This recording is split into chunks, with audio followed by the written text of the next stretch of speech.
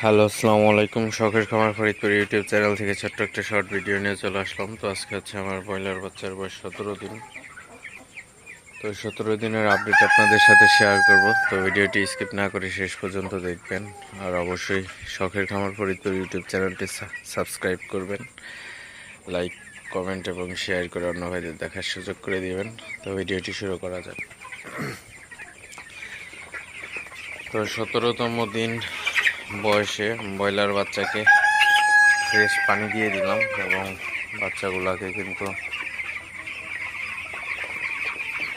বাচ্চাগুলো আপনারা দেখেন একদম ছড়িয়ে ছিটিয়ে আছে। বাচ্চাগুলা ভালো আছে, সুস্থ আছে, এখানে অসুস্থ কোনো বাচ্চা নাই, আলহামদুলিল্লাহ।